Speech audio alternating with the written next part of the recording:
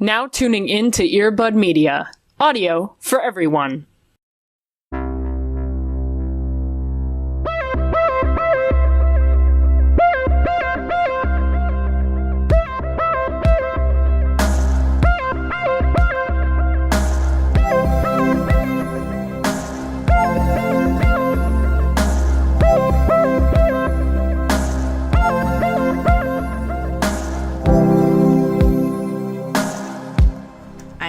Too. Sick, dude. Oh my god. Nice. It's just like, what if I was like Twilight heaven now? And then the other part of me is just like, Allie, you need to please stop. Like, we can't keep doing this. It's just like me with this podcast every week. On the list of intros that have no cultural relevance to any of our listeners. Oh my god. Hey, there was that one person that was like, oh my god, they made him a Big Man reference. So, oh god. I mean, there's one person, but... Great. We're doing it just for them. Yeah. I mean, and for us. Like, it's pretty self-serving at this point. Absolutely. Yeah. Absolutely. Hi, welcome to the Twilight. Hello. I love those podcasts where they introduce the other person, but I find that it's a little confusing because of the fact that people think that we're cartoons, and so I feel like it would be a little awkward. I don't know if I'm going to keep this in, but I will say that when I first started listening to Another Round, I got Heaven and Tracy switched, so when I was looking at the little icons, I thought they were the opposites. That's so And then pure. I saw them in a video, and my bean got freaked. I was like, My bean! I was like, what? That's so This cute. whole time, they've been the opposite, and it took me so long to, like, get it right. So hi, Cody. How are you doing? Good. How are you? I mean, the world is ending, but I'm Right, absolutely. here in this space and in this current little Twilight bubble. I'm okay. I currently have a steel water bottle in front of me that has Rosie the Riveter on it, and it says, "We can do it." So I'm... That is where... Small victories. Small victories. You know, checks and balances, right? But yeah, welcome to Into the Twilight, where we try to keep our own personal haven of things alive, even though the world is crumbling. God. So yeah, hi. And it's not like we even had, like, comforting chapters to, like, soothe Y'all, ourselves. I'm gonna get into it in about 10 fucking minutes. I swan to John. I promise you, I'm pissed. You guys know, and because 23 was like my brand, and so I've told you, in the other books that we've talked about, the 23rd chapter is supposed to be the best chapter. Like, this is the promise that Stephanie made to me when she put a 23rd chapter into here. And the 23rd chapter of this book, the Eclipse book that I hate, the one that is my least favorite, is the worst chapter of this book, and I'm pissed. But we usually spend the first 10 minutes not talking about this book. So anyway, current events corner. Oh god. The eclipse happened. Great, yay. If you weren't aware and you don't follow our Twitter, rude, first of all. Yeah, fake fan. We retweeted a whole bunch of stuff because the cast and Stephanie and everybody was really extra, and it was adorable and also wild. So, yay. Less happy news. It's our Kristen Stewart corner.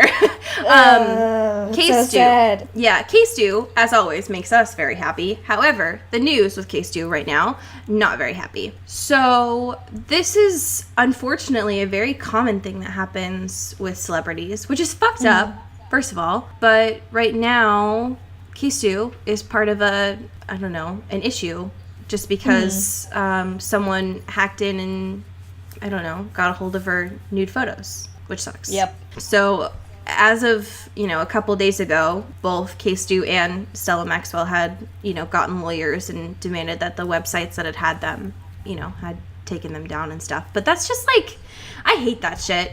I hate getting news alerts about that shit.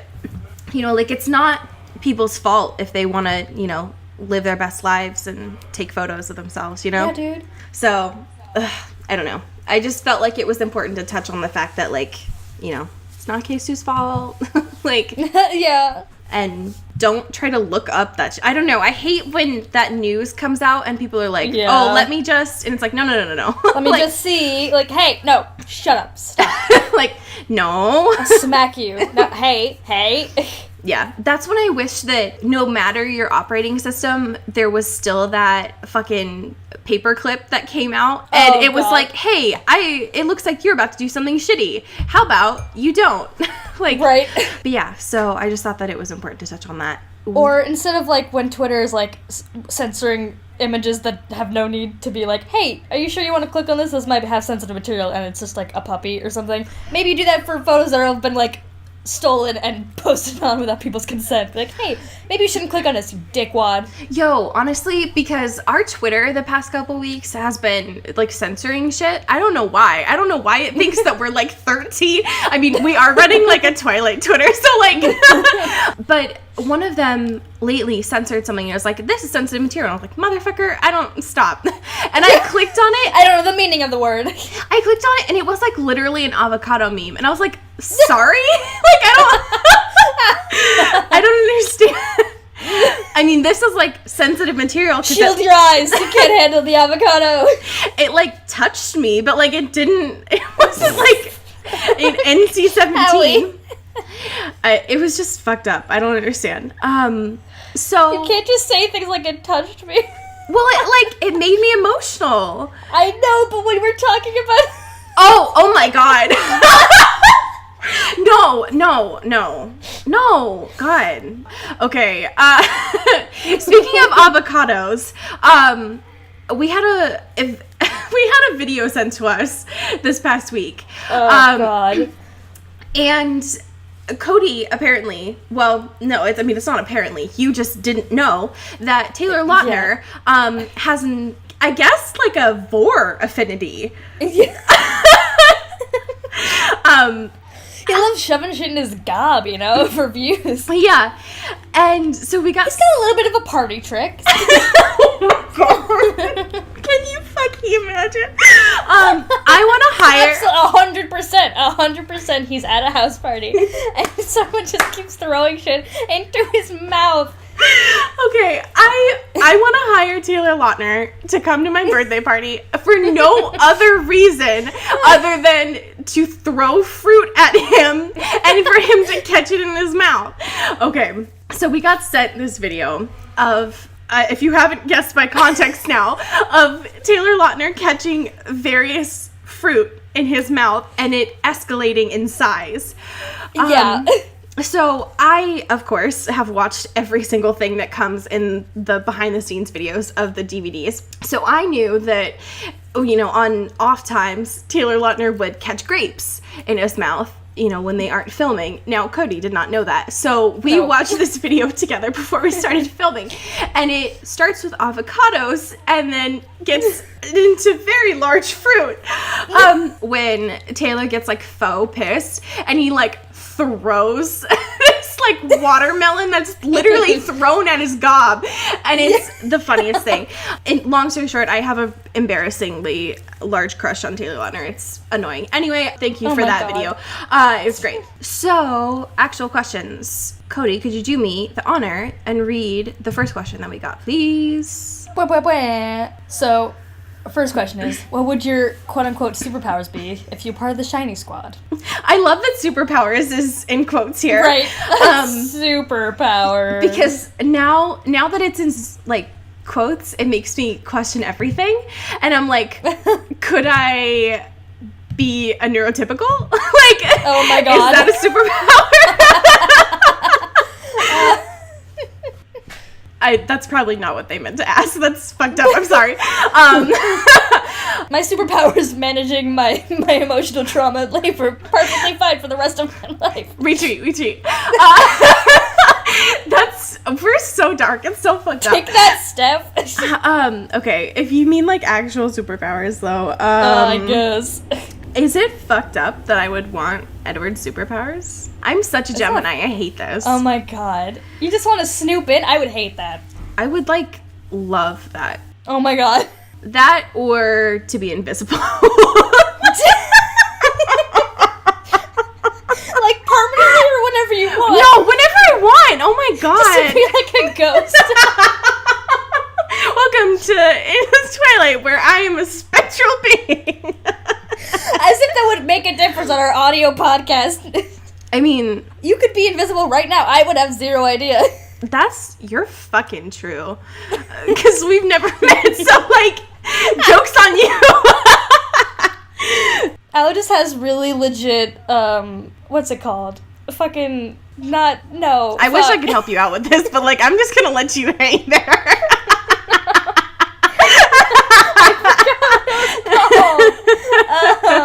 When they do, like, a projection of someone, they did it with Tupac, remember? Hologram technology, there it is. Oh, holy shit. I wish I knew where you were going, because I would have been able to help you, but I'm just gonna let you dangle yourself out there.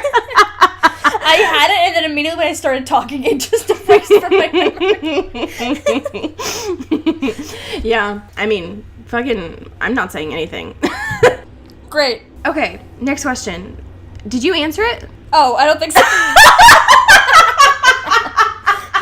Jesus. Weird for a doozy, huh? Oh, God. Okay, so my default answer when anyone asks, like, what superpower, whatever, I'm a slut for Mystique from X-Men. Like, I would shapeshift to, like, no fucking end. Just turn into another person. Hell yeah, are you kidding me? So, what I'm gathering is that when we first meet, I'm gonna be a ghost and you're gonna be a fucking crab. So, like... My true form. I'm gonna be all of those photos on the internet with crabs holding, like, knives or cigarettes. Like, that's gonna be me. And I'm gonna be the literal ghost emoji because, like, you know I don't have to, but you know I'll wear a sheet over myself. Just to fuck with people. Okay, actual next question. Jesus. Have you heard about the Twilight coloring book? No, but I'm not surprised. There's a coloring book for everything. I have, obviously. This is a good segue to talk about one of the gifts that I got you for your birthday, though, Cody. Oh, boy. Go on, Cody. Do you remember the digital download that I sent to you on your birthday? Oh, God. I just remembered that. Oh, I hate you so much. Yeah, so this fucker. This was such a long, like, it wasn't a long con. It was definitely, like, a short con. Absolutely. I scheduled something for a digital download on Amazon to be sent to Cody's email specifically, like, right when their birthday started. And it was my favorite thing. I hate you so much. Well, that's on my phone forever, I guess. Yeah, like, I just put this question in here because, one, I want to talk about coloring books because, like, hi, they're the best. But also, I just wanted to remind you of the fact that, like, you can never get rid of it. It sounds like I sent you a virus without context. Absolutely. I mean, sort of. So, could you read the next question, please? If you had to choose a mate from all the characters so far, who would it be? I mean, obviously, wait, come on. Do we even... Alice, obviously. That's fucked up, because I was about to say Jasper, so, like, fuck. Gross. Skipping this question. I can't believe we're gonna break up their relationship. Okay, so this last one came in, like, 2 hours ago, so, like, hot off the presses. Ooh. Yeah, so consider vampires can't use touch screens and therefore can't use smartphones. Oh, no. Unless they use styluses. But really? In the year of our Lord, 2017? And I want to ruminate on this for a moment. Yeah. Are you telling me you don't think these guys have just Blackberries and are still, like, pressing those buttons? Like, absolutely. Because I used to be very anti-stylus. Mm-hmm. However, I have a stylus for my iPad because of some of the educational apps that I use, and I fucks with the stylus. I low-key love it. But do you use it on your phone? No, God, no. Exactly, God. that's what I'm saying. Like, there's not enough surface area for that to be fine. No, but I think that unless Carlisle you got that 7+, you know. Well, absolutely, Carlisle. Carlisle would definitely use it. Like, it just gives me, like, Palm He would handwrite vibes. all of his text messages, too. Like, in that little, like, you turn it sideways and, like, draw whatever you want. Oh, my God. It'd be the worst. What I'm imagining, though, is if this was true, they would use the accessibility features and use, like, the talk-to-text stuff. Mm. And now I'm just imagining Edward sending texts that are just, like, fucked up and wrong. Like, oh, no. He means to send, like, I love you or, like, God damn it, and it just ends up, like, so wrong. You know, like, how those, it happened, like, a couple weeks ago where people were screenshotting, like, their moms trying to text while in traffic. Yeah. And, it just ends up, like, hey, motherfucker, stop trying to merge into my, like, you know, like, it keeps recording them. we need to get into the chapters that we read for this We do. week of chapters 23 and 24 of Monster, aka I'm pissed. Also, just a reminder to anyone, if you haven't listened to Kanye West Monster in a long time, you should re-listen to it. Because I can only think about that song. And listen to the greatest verse ever done by Nicki Minaj in her entire life, and also in rap in general. So, hey. It's literally the best, and I listen to that verse before I start finals prep, like, every time. And I've been doing that since I started my undergrad, and it's a lifesaver, and I would recommend. Yes. So, this chapter starts off right where 22 left off. But now, of course, Bella is no longer dying. She's just like sweating and shook because she's like, what the fuck? Where am I? Here's the thing, y'all. I'm gonna be screaming throughout the rest of this chapter because this is not only the worst part of this book for me, it's also the worst part of this movie for me. And so I'm just like, I don't want to talk about this, but here I am because it's important. So anyway, and also Bella we're contractually obligated, so. Yeah, yes, we are. So here's the thing. Bella wakes up and she's like, what the? Jacob is here and not my cold, rock hard list all of the adjectives that Stephanie likes to use. Man. So anyway, she looks over and Edward's there and she's like, can you get this thing off of me? And Edward's like, I have literally never been happier to do something. But of course, Edward can't do that without being a petty little motherfucker. Yeah. So it turns into a fight, like, real quick. Fisticuffs are out. Yep. And the thing about this, right? So Edward tries to move Jacob off of her. Understandably, because Jacob is a hefty boy. Right. Now, and also Bella asked, so. Of course, right? Now, it's important to keep in mind, they are in a tent. Like, there is not a lot of space here. Not a lot of room to work with. Now, Edward's not being gentle because he's Edward. So, of course, Jacob is being woken up from the middle of his sleep. And so he's like, what the fuck? And so they're pissed, both of them, right? Yeah. And now Bella's like, I asked for one thing. And now you've started a fight between the two of you. So now, of course, it's Bella. And she's got her hands on both of their chests. And it's like, one, that's such a, like, that image is the Twilight Saga in a nutshell, right? Yep. Of just her trying to break up this, like, competing masculinity fight. But also, that I had to imagine is just like a fucking wet dream for Bella, right? Yeah. Like, she's got, like, her fire on one side and her ice on the other side. And she's like, well, why fight, boys? When we could just What if we all just kiss each other right now? Exactly. I was going to get into this later, but I'll get into it I'll dip my toe in it now. But, like, whenever I'm reading something that involves, like, a love triangle or whatever, which is the grossest. I'm always just like, this would be so easy if this was like a healthy polyam thing. But it never. Literally. It's always like the most monogamous people on the planet that can never compromise and everyone hates each other and it's the worst. And it's just like, if fucking Bella could just like fuck Jacob all the time because, you know, Edward's not gonna give his sweet V until they're married. And then she can just get her fucking teenage sexual frustrations out of the way and it'd be fine. Like, it would be fine, but no. Everyone has to be, like, madly in love with each other and, like, have to, like, die for each other. It's stupid and annoying. Yeah, they're, like, in this tent, and Jacob wants to rip half of Bella off to take it for himself. And Edward's, like, crying while he's doing it, because he's like, I don't want to, but, like, also I need to. And Bella's sitting there, like, ¿por qué no los dos? Like, why can't we just do the damn thing? And it's frustrating that this scene in a nutshell, and this chapter in a nutshell, is what is being marketed to youth as, like, this is what you want. And instead of, like, why can't you just have it all? Like, I don't understand. Yeah. So anyway, the fight breaks out, and Bella's like, Edward, that was rude. Apologize. And he's like, excuse me? No. You know what? No. You don't want it. And so he, like, puts his arms over his chest. He's like, no. Oh, as I was doing that voice, my arms were definitely crossed on my chest. I think Me too. Me too. I don't want to do it. Yeah. And so, of course, he eventually apologizes. My favorite thing, too, is he's like, my apologies, dog. Damn. No need to be racist, Edward. Jesus. Maybe he was just doing a sick Randy Jackson impression. You don't know. Holy shit, that's such a deep cut. Listen. If there are people listening to this podcast that were not alive for American Idol, then don't even talk to me. Yo, welcome to Into the Idol, our side podcast. Okay, so anyway, this quickly evolves to, like, Jacob being pissed and he leaves the tent because, like, why are there 3 grown people standing in this tent?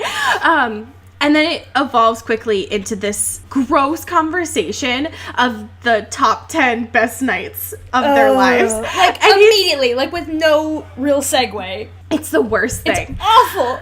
Like, I have, like, creepy crawlies. I hate it. It's, like, actually, I think Jacob starts it because he's, like, being snide about it. Right. And then, of course, Edward takes it, like, way over the top. And he's like, let me list them all. I have them written down in my back pocket. It's so gross. He probably has, like, a Moleskine. Like, they're actually, like, written down in his diary. It's so nasty. Yeah, and, like, the calligraphy, too. Ew, stop.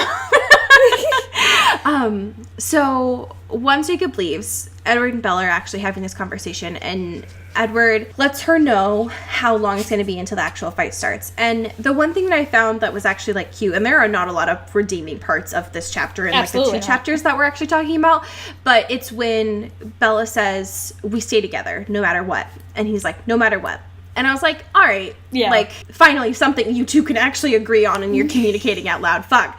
I can't believe that I'm, like, grasping for straws here. Right, it's, like, the lowest bar ever. I know. But the one thing that Bella says, though, is she's like, I know, I'm terrified for them, too. And I don't know, the idea of Edward, even though he can read everyone's mind, he can kind of predict what's going on, still being nervous for his family, I don't know. I just thought that was kind of cute. It continues with this 10 best nights thing, and it's the worst thing. Yeah. Because they start, like, rehashing everything that they've gone through, right? And it's, one, it feels filler, but also it's, like, low-key Stephanie trying to, I don't know, it felt, as I was reading this, like, Stephanie, are you trying to hint that someone's gonna die here? Like, what are you doing?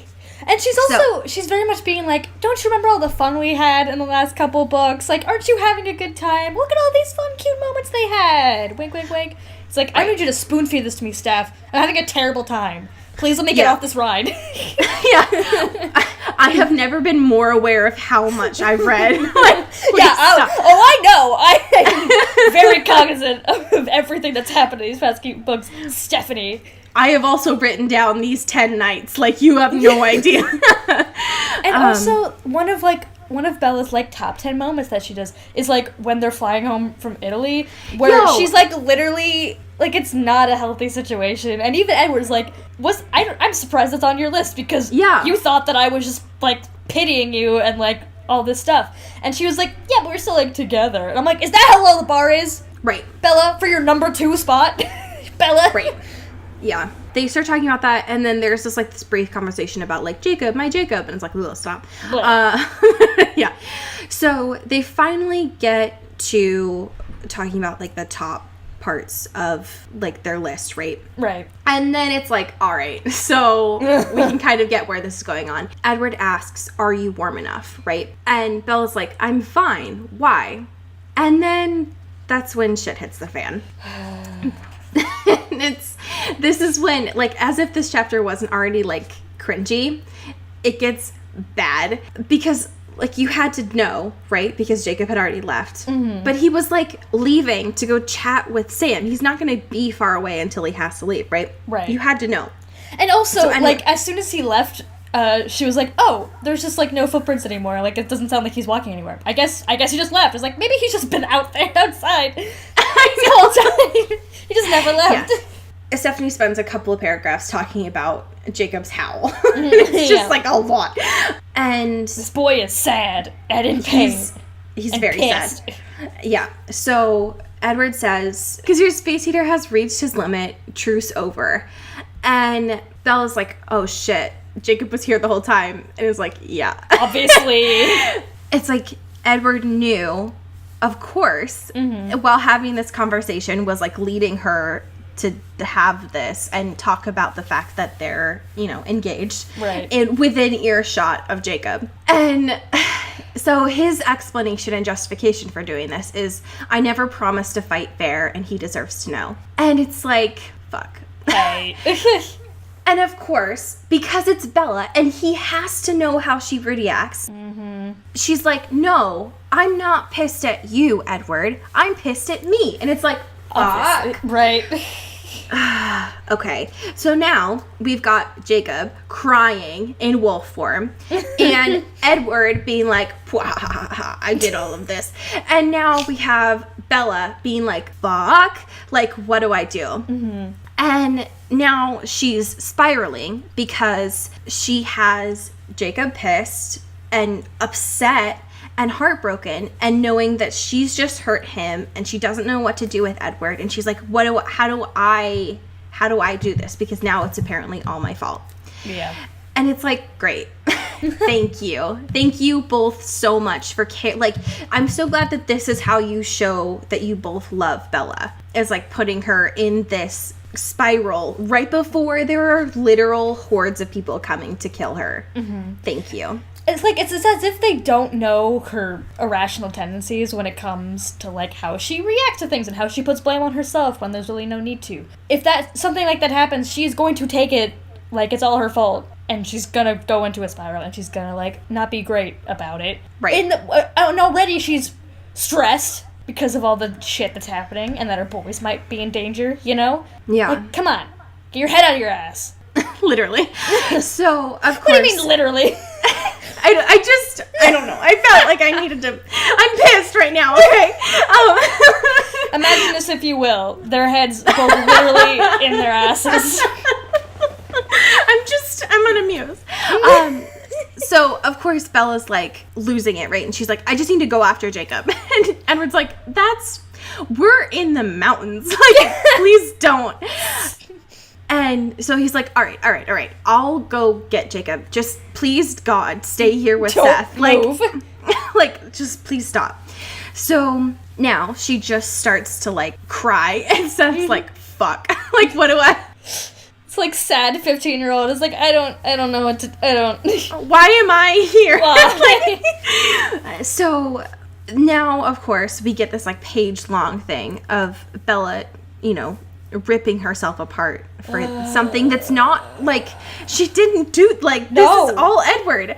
So come on. Yeah. But of course she's like, I was selfish, I was hurtful, I tortured the ones I love. And then of course, because it's Stephanie, she says, I was Kathy, like Wuthering Heights. And it's like, shut up, Stephanie, stop. Hey, just want to check in. Did y'all forget that Steph was an English major? Just want to make sure that y'all didn't forget. Because, like, I'm going to slip that word in there. I think we're a little past you on a literary reference. Just shoving some Wuthering Heights in there. We are contractually obligated to mention it every podcast. So, yes. But here's the thing. So she says, like, I had to get over this irrational feeling that Jacob belonged to my life. He couldn't belong with me, could not be my Jacob when I belonged to someone else. And so she's like, she's kind of getting it, but also she, like, needs him around, right? So she keeps, like, pacing, and she's, like, digging a hole in the ground. And that's what I can imagine is she's, like, digging this, like, little bunker for herself while Seth's just like, he's just like being quiet, right? And she's like projecting her irritation on the fact that Edward's taking so long onto Seth, which I think is hilarious. Because she keeps saying stuff like, couldn't he scratch a message in the dirt or something? I just find that hilarious. And hold on. There's something very important that Steph wrote here while she's going through her little thing, and then she realizes, she's like, you know what? I'm going to go talk to Jacob. I'm going to find him. Whatever. I'm going to take this canteen. Whatever. There's a phrase here. Tell me everything. She grabs a canteen. I will read this quote verbatim. I grabbed the canteen hanging beside the tent door and shook it. It sloshed wetly. Ew. Sorry. This woman has a degree. This woman has published 2 other novels before this. I never want to hear that. Wetly. No, you need I had to read this with my own eyes. And everyone needs to hear this. No, stop. How many people looked over this and was like, nah, this is fine. This is great. In fact, actually, it's great. You know what? Super good. Are you kidding me? It sloshed wetly? I think actually in the first... think in the first draft it was like, it just sloshed. And someone was like, you know what? I don't see it in my mind palace. I need something more there. Like, I get that it's water, but, like, I need a little bit more clues as to, like, how water it is. Not like it slouched. It slouched? Sorry, what the fuck? It slouched. Not like it sloshed audibly. No, it sloshed wetly. So, like it came... What the fuck? It came out of the fucking canteen and just, like, absorbed. So... Of course it's wet! It's water! Yeah, it's water. I hate it. Yeah, so that's great. So anyway, in more Bella projecting, this is, like, just leave my Seth alone, because there's this part where Bella says, like, if Seth didn't cut it out, I was going to throw a pine cone at him. And I just, like, first of all, the image of that, like, because she knows, like, if throwing her fist at Jacob does nothing, right, throwing a pine cone at a wolf is gonna do nothing. So just, like, the actual image of that is amazing. Very good. So anyway, so Jacob and Edward finally get back, right? Mm-hmm. And so what ends up happening is Edward and Seth decide to leave, and Edward says, like, I'm not going to listen to this. I want you and Jacob to just get this over with, right? Mm-hmm. And the thing that he says, too, is he's like, I know you don't want an audience, no matter which way you decide to go. And it's like, okay. Gross. But he still, like, kisses her on the lips. So It's like, I'm going to mark my territory before I go. And also, we'll find this out later, but he's definitely listening, so everything is a lie. Everything is a lie. Yeah. It's, oh, God, okay. No privacy. So anyway, so Jacob gets here, right? And he's, like, has his back to her, and he's being, like, super dramatic. The most dramatic human It's the worst. And he's even doing that. He's like, just say the words and be done with it. Like, it's so, like, oh, God, it's, like, so telenovela. Bella is torn apart, and she's saying all this stuff, and she's like, I'm sorry, I've been so selfish, like, I wish I'd never met you. She's torn up. Mm-hmm. And Jacob is being an asshole. Yeah, this motherfucker has the nerve to be like, that's not much of an apology, as if he's not the king of fake apologies, and, like, literally. Like, come on. Yeah. Don't even. Yeah. But, I mean, Bella is saying some things that are quite honest here. So, like, she's saying, Absolutely. like, it was wrong to stay with you when we wanted such different things. Like, it's not going to get better. Right. But and it's very clear that he's being, like, very manipulative here. Mm-hmm. So he finally gets to this point where he's like, well, there's a pretty serious fight brewing down there, Bella. I mean, it wouldn't be that difficult to just, like, take myself out of the picture. And Bella loses her shit. Of course, right? Obviously. Because she's the one right now who has the autonomy to just stop this, right? Mm-hmm. And then she at least knows, like, it's fucked up and she can blame herself, but at least she did it. If Jacob goes down there and takes himself out of it, then it's her bad, right? Right.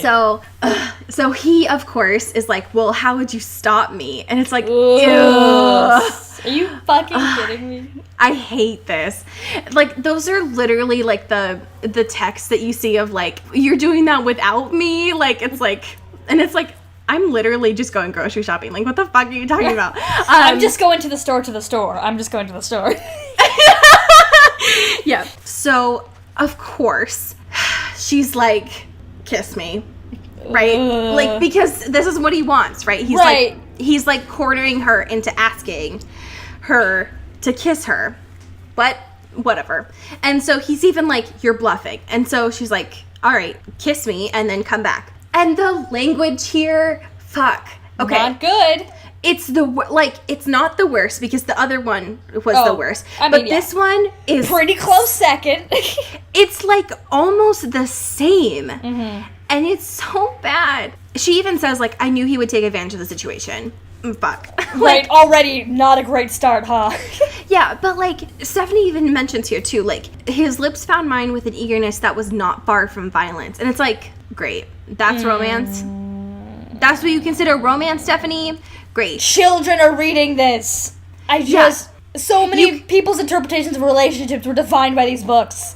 You consider romance with his lips, quote, tried to force a response out of mine. Ugh. Like, that is very literally objectification. Like, That is textbook. like, I can't, and especially when he's like, you can do better than this, Bella. It's like, shut up, Jacob. Especially when he's like, are you sure you want me to come back? Like, or did you really want me to die? And it's like, I hate that. Like, this is not my Jacob. Stop it. Jacob. Like, Jacob! There's a part too when Bella's even like, quote, my brain disconnected from my body, and it's like, fucking, like, my new business card. Like, I don't. Real disassociation hours. This kiss is like 17 pages long. But anyway, the only point that's like worth mentioning is like the vision that she has of her life with Jacob. And I don't know, there's like Charlie and Renee and like two bobbing heads. There was actually supposed to be like a scene of this part, like just this part, like the vision part in the movie, and they like cut it. So anyway, and thankfully the chapter ends, right? But not before Jacob says that should have been our first kiss, and then he leaves and Bella's crying, which, like, summary of their relationship. Yup, yeah. Nah, cool, healthy relationship over here. Yep, everything's going great. Fuck. Yep. I can't believe, I do, because I've read this before, but like still. Okay, so 24. It's called Snap Decision. I wonder what that could be about.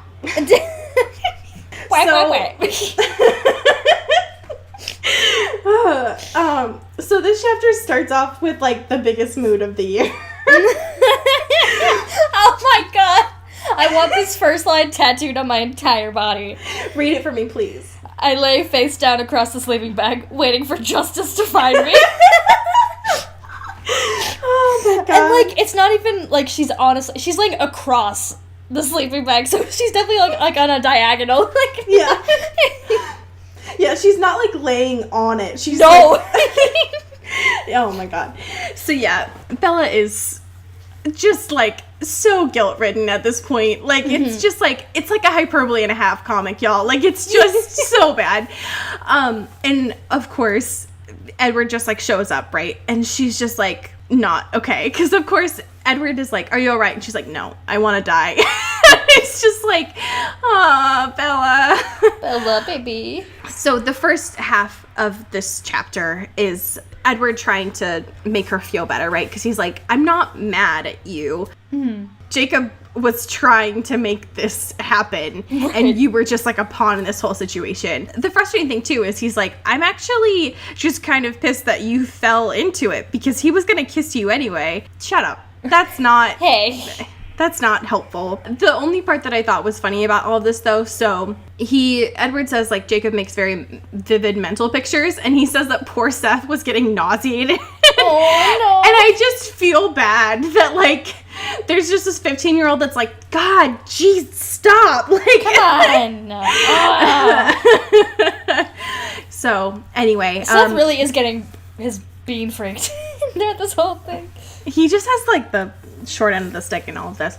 So the important part of this first half of the chapter anyway is when Edward says you love him, and Bella's like, well, I mean, I love you more, and that's like it. Like, I wish that the chapter could just end here, but like that's not. So but yes, so Bella is pissed, right? Because she wants Edward to be pissed, and he's not. He's being forgiving and understanding of the whole situation. And, like, she gets to the point where she curses, and I love when Bella curses. Like, it's my favorite thing. And she's even like, what happened to fighting back? Like, don't start with the noble self-sacrifice now. And she even gets to the point where she's just like, I'm pissed, so I'm gonna just start kissing you now. And it's just like, Bella's all over the place right now, but just the idea that, like, the apocalypse is coming, and she's just like, you know what? I need that good dick right now. Yeah, come on. I need this, okay? It's been a day, all right? Yeah. But instead, Edward's like, listen, I understand. Like, we made a compromise. But here's my list of 5 things that we can't do this right now. And he pulls out his other Moleskine from his other notebook, and he has them all written down. And, like, there's literally 5 things. It's so fucked up. But the one thing that he actually mentions that I think is important is he says, but I'd much rather it wasn't in reaction to Jacob Black. And I was like, all right. Like, that's... Okay. All right. Like, that's a pretty fucking good reason right there. So, they finally get to this battle. Like, we've been waiting for this whole time. And so, of course, Seth and Edward are kind of, like, having this, like, little mind palace moment, right? And Bella is just, like, shook because she's having a really, really messed up day. Yep. So we get this information, like, the newborns are there, they're catching their scent, like, everything's going great. And Emmett is, like, he's living his best life because it's all great. And Leah is also living her best life, which is my favorite thing. Yes. And it seems like everything is going perfect. And then all of a sudden, Seth stops. And it's like, oh. And then all of a sudden, Edward stops. And it's like, oh? And of course, things couldn't go great in this fight. Like, it's Stephanie. Ah, come on. So... everyone kept saying it was gonna be easy. You thought. You thought? Yeah. We got you good. So, of course, before shit actually hits the fan, we get one more reference to the third wife. Like, if you haven't gotten it yet. I love Mad Allie so much. Just like fed up with all the foreshadowing. It's just like it's not subtle foreshadowing. No, not at all. And that's why I love it. Like, and this is Stephanie. Like, so she says, like, horror. The crisis was here. It's just like, okay. So also, but back to like the third wife thing, I do love, like, it's so clear. Like, Bella needs help, right? But like, like just in general. But like, she's just so funny in terms of, like, how much she really just wants to, like, be out of this whole situation. She's like, oh, literally. If there's a dagger, yo, does anyone want to self-sacrifice? Oh, hello, hi, I'm here, hi. Anyone need a sacrifice? Anyone? Hi, I'm available, hello. That's true. Yeah, like, these 2 sentences are pretty fucked up. Like, anyone need a third wife? Anyone? Yeah. Anyone? Anybody needs someone to sacrifice themselves. I am, like, she's jumping, like, she is, like, here. Edward is all of a sudden, like, in a defensive position. He's, like, ready. All of a sudden, we see these 2 motherfuckers come out of the woods. Very, this is your, like, Pokemon battle style, right? Oh, my God. And then he says, like, Victoria, right? And it's like, of course it's Victoria. Like, we've been waiting for this the whole fucking time. So, it's Victoria. And as we find out, it's also Riley Beers, the Riley we've been waiting for since the whole time when they fucking foreshadowed this in, like, the 2nd chapter. It's like, it's okay, it's fine. Now, here's the thing.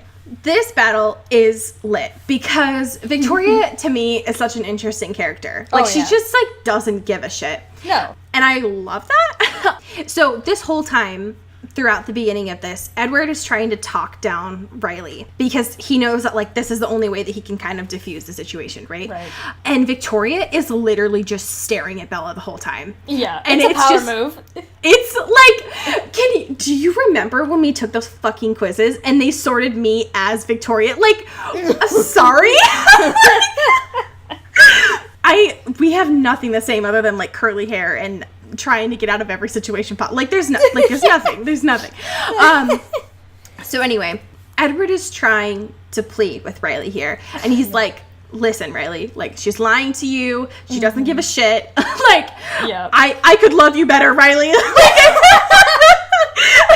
was like, wait, what the fuck?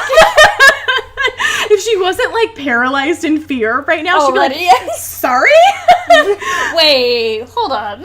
It is also, like, Exposition City, right? Because Edward just has this whole, like, 3 paragraphs talking to Riley. It's like, here's everything you need to know about Riley, and me yelling it at Riley.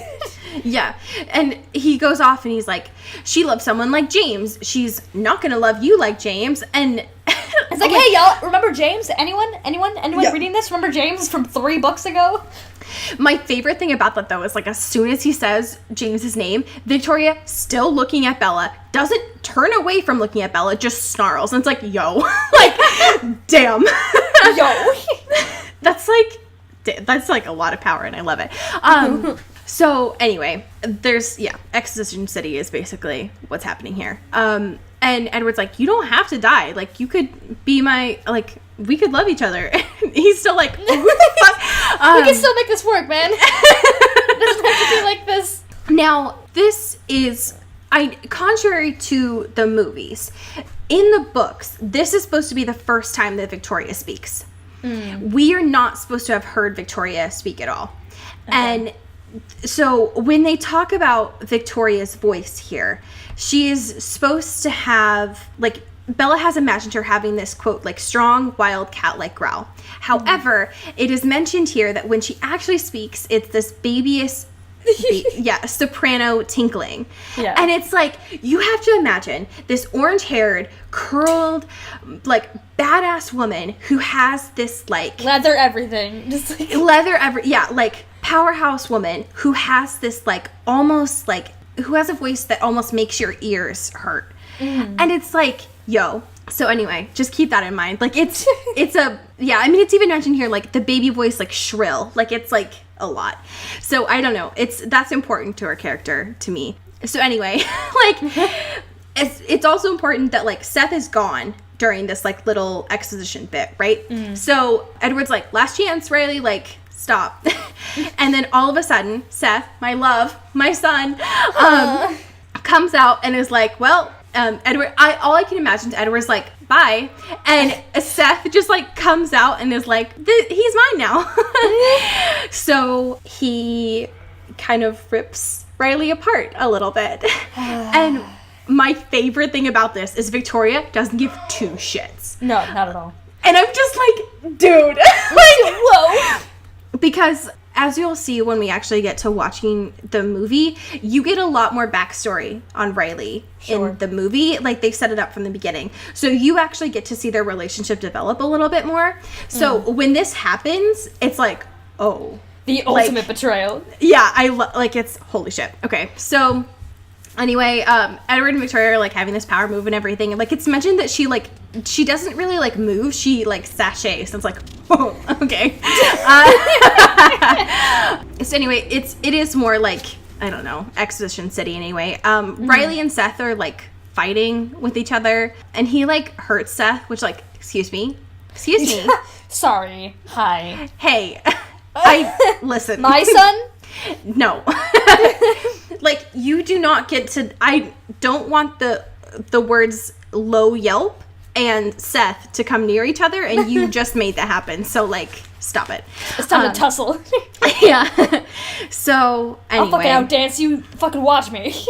Right, for my son, anything.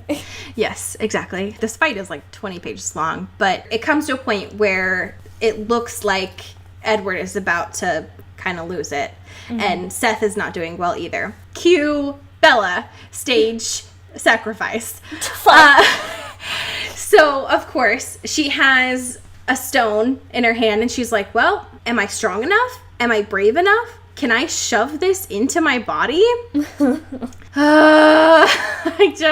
No. So anyway, she does, is what I'm trying to say. She third wifes herself. And, of course, Victoria, who wants her blood so much, is like, And it's just enough time for everything to go the way that they want it to. Seth is able to rush on Riley, and he, like, loses another arm. Yeah, Riley's really, like, not doing great over there. He's like a fucking Ken doll. Like, he's losing it left and right. So there's this part where Riley, like, screams out Victoria's name, right? Like, he is so close to dying at this point. And it's mentioned that, like, Victoria doesn't even flinch. Yeah. And it's like, she doesn't even look, she doesn't even flinch, and it's like, holy shit. So, dude. I love this. And so they finally gives Edward a moment to actually, you know, get the upper hand on Victoria. Boom, boom, boom, boom, boom, boom, boom. He rips her head off. So the point about this is that Bella's like, sorry, are you kissing Victoria? But she doesn't realize that he's biting her head off. Oh yeah, it's a wild move, right? Because it's one paragraph. It's like, man, he's out here kissing this bitch, and he's like, oh no, her whole head just dropped to the ground. Yeah. And so that's how the chapter ends, is with Victoria's head just, like, rolling off into the trees. Well, I guess that's settled, huh? Right. Yeah. So how Victoria, turned on do you think Bella is? Like, the most, right? Like, so hot, right? Like, she's bleeding, And I mean, she just first wants of all, to fight they're in a Hedwig. forest, her ideal location. Right. Second of all, Edward is, like, literally murdering this woman. Yeah, like, it's just, like, all of her plot points, right? Yeah. Oh, God. We are, at this point, 84% of the way through the novel. Jesus, just trucking along. So next week, it is chapter 25, Mirror, and chapter 26, Ethics. Great. Oh, God. Jesus. And that is our penultimate Eclipse episode. Is it? It is. Oh, Yeah. great. It is. Thank you for clarifying. So, Do we have a fanfiction? we do. But before that, we need to shout out our patrons. Ooh! So, our $10 patron, our fantastic Rachel. Rachel! Yeah! Rachel. Rachel! We should just scream Rachel's name like we do Jacob, but like in a loving way. Rachel! Rachel! Do you remember that Rachel... Do you remember? God, I hate your guts. Do you remember that Rachel is actually one of Jacob Black's sisters? Is that what? Yeah. It's mentioned earlier on in Twilight, so probably you don't remember. But Nope, absolutely Jacob has two sisters. What? He has twin sisters, Rebecca and Rachel is one of his twin sisters. That's wild, because Jacob seems like the ultimate, like, only child, you know what I mean? I know. Like, seems very much, like, selfish and thinks that things are his. Rachel! So I've renamed Rachel to Rachel Black. Great. Yeah. Thank you, Rachel. If you want to join Rachel, you can donate money to our Patreon at patreon.com/intothetwilight.